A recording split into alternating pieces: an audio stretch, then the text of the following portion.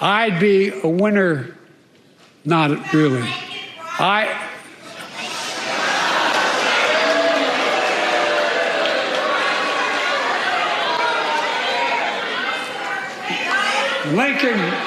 Laken Riley, an innocent young woman who was killed by an illegal. That's right. But how many of the thousands of people being killed by illegals? To her parents, I say, my heart goes out to you, having lost children myself. I understand. But look. All right, folks. Well, tonight was the State of the Union address from Joe Biden. And sorry we did not live stream it, but unfortunately, I had an exam to take for college during it, but still wanted to get you guys a video talking briefly about it. This is going to be a little bit rapid fire because I want to get this video out, but reacting to the absolute disaster that was Joe Biden's State of the Union. And if you did not personally suffer through the pain yourself of watching it, which I think frankly is a lot of you guys, I will briefly summarize it all for you here today. But first, be sure to leave a like on the video, subscribe to the channel if you are new. Okay, so Joe Biden's State of the Union. Let me just put it like this. There's two key things I want to talk about. But first of all, we got the angry Joe Biden, okay? You know, there's the normal sleepy Joe Biden, and then there's that weird Joe Biden where he goes around and just starts screaming, you know, the entire speech. He's like, rah, rah, rah, rah. I don't know what it is. I think, frankly, sometimes for big speeches, they probably just punch him with a bunch of drugs, and all of a sudden he's overstimulated because, you know, everyone knows that Joe Biden, the screaming, angry Joe Biden, is off-putting to literally everyone. It doesn't make him seem like a strong speaker or a strong candidate. It just makes him seem like an angry, crazy old man. And you would think by now his team would have figured that out. And frankly, I think they have figured it out. I think for them, it was just the alternative. Either we pump him up with drugs so that way he's at least mostly not senile, kind of, or we don't give him the drugs and he falls asleep in the middle of the speech. So there's first and foremost, we got the angry Joe Biden. Now, beyond that, in terms of the substance of his speech, I mean, a lot of it is basically what you would expect. Lies, right? My economy is doing so well. Again, this is a shorter video, so do we really have to spend a whole lot of time debunking that? Oh, Joe Biden's economy is not good. Yeah, just take a look around you, right? And then he actually opened his speech with the Russia line, right? Basically accusing his predecessor, that's what he kept calling Donald Trump, his predecessor of being in bed with Putin and wanting to surrender Ukraine and all this stuff. My message to President Putin, who I've known for a long time, is simple. We will not walk away.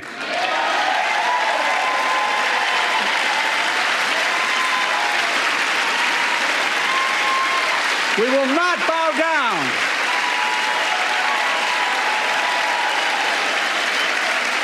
I will not bow down.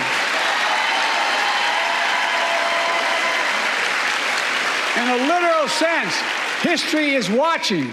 And so I thought very brilliantly, the Trump campaign responded here by posting this, which is Biden-Harris endorsed by Vladimir Putin. And if you forgot about this, if you'll remember, actually, a couple weeks ago when Russian state media asked Vladimir Putin in an interview, who would you prefer to be the American president? He actually said Joe Biden, right? Vladimir Putin endorsed Joe Biden. On top of that, I mean, you know, you can say, oh, Trump is soft on Russia. Trump wants to hand Ukraine over to Vladimir Putin, but it is actually in denial of reality. It's a projection because all of those things, softness on Putin or Putin expanding his territory, have all happened under Joe Biden.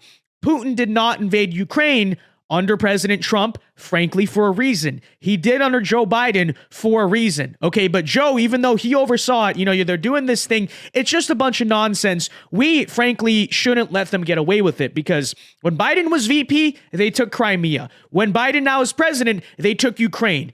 That is not Donald Trump's fault, okay? Actually, those things didn't happen under Donald Trump.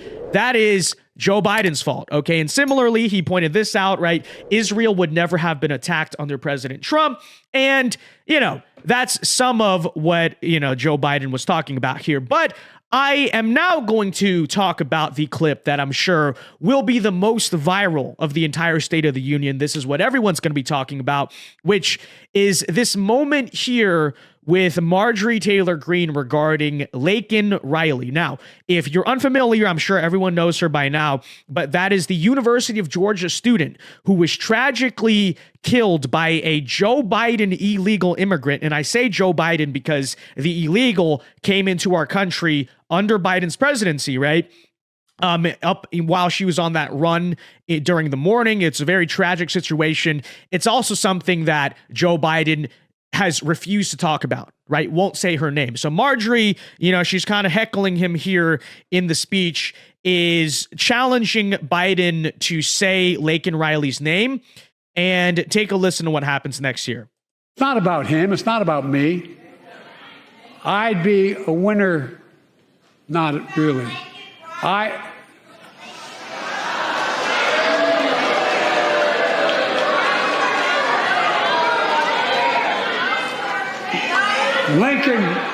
Laken Riley, an innocent young woman who was killed by an illegal. That's right. But how many of the thousands of people being killed by illegals? To her parents, I say, my heart goes out to you, having lost children myself. I understand. But look, if we change the dynamic at the border, people pay these smugglers $8,000 to get across the border because they know if they get by and let into the country, it's 6 to 8 years before they have a hearing. And it's worth taking the chance of the $8,000. But if it's only 6 weeks, the idea is it's highly unlikely that people will pay that money and come all that way knowing that they'll be able to be kicked out quickly. Okay, so if you were not listening very carefully there, again, MTG challenges Biden to say Laken Riley's name, and he responds by, I believe, twice there saying the name Laken Riley. Now, Biden gaffes all the time, so maybe we shouldn't exactly hold it against him, but at the same time, we should, because, ladies and gentlemen, Laken Riley is the University of Georgia student who was killed by the illegal immigrant. Laken Riley is the head football coach of the USC Trojans.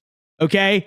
So, pretty important distinction there. Now, to my knowledge, I don't believe Laken Riley has been killed by any illegal immigrants. He got killed quite a few times on the field this year, but not by any illegal immigrant. Okay, so that whole moment for him, I mean, you could say maybe it was a bad look on MTG's part because she was interrupting. That's up for interpretation. I think personally, Joe Biden literally mispronouncing the girl's name, and keep in mind, it's not a minor thing. That's the one thing you don't want to screw up is this girl has passed away. She's the victim of a national tragedy, and clearly you know so little about her that you don't even know what her name is. Okay, this is a national news story. Everyone is talking about this. This is an American killed by your policies, and beyond just not saying it until you're forced to, you don't even know the name. You do not know who this girl is. Okay, let's be real about it.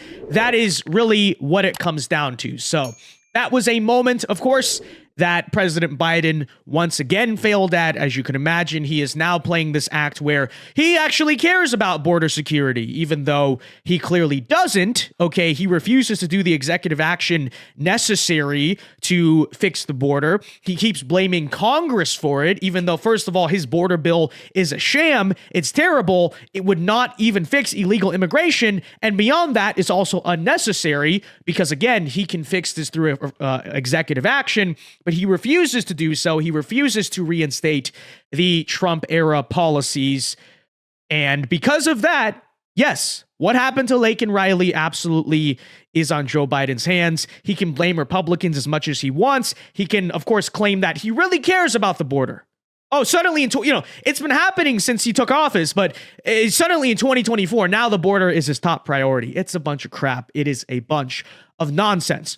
Okay, with that said, last little tidbit here I wanted to react to. I'm not sure how many people are talking about this, but apparently just an hour before the State of the Union address, the pro-Palestine protesters, right? These are, and keep in mind, overall, these are mostly leftists we are talking about. These are leftists that do not agree with the way Biden, who is, I guess you could say, somewhat establishment on foreign policy, has handled the issue with Israel. They're mad he's backing Israel and all that. And check it out. So they were blocking the Joe Biden motorcade. They were sitting in front of the Capitol doing a sit-in protest, trying to make sure the Joe Biden motorcade could not make it to the U.S. Capitol. And when I first saw this, first of all, I'm going to be honest, I laughed. Okay, I found it to be pretty hilarious. Why? Because this is an obvious case of the left eating their own, okay? You know, my reaction to watching this is just,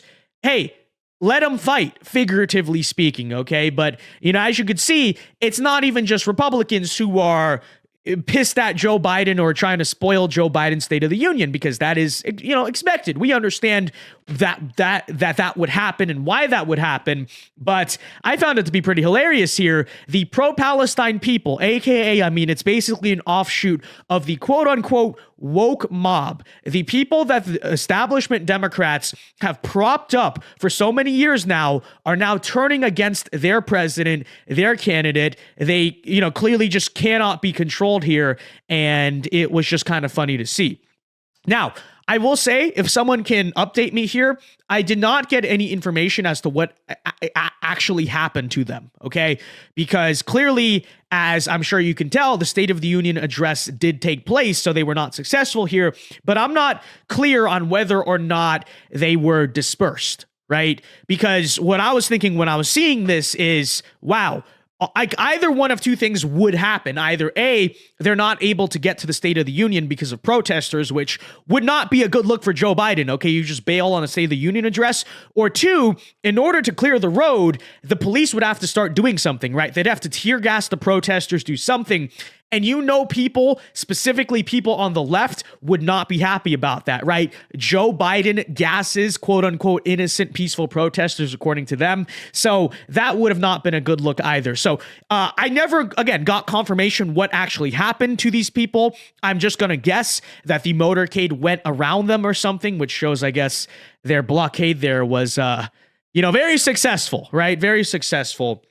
But that's the last little tidbit I found here to be funny. And that's really how you know, going into 2024, the election, I mean, you are falling apart as both a candidate and a president. It's one thing when the opposite party's protesting you. That is expected. It happens on both sides, right? But when your own side is protesting you at your own State of the Union and trying to stop that from happening. And by the way, let me just side note here, they are being empowered to do so by Washington, D.C. because they refuse to arrest these people. You may remember a couple months ago, we did a video on this. The pro-Palestine people tried to storm the White House, right? They were at the fence trying to knock it down. It was a riot that broke out right in front of the White House.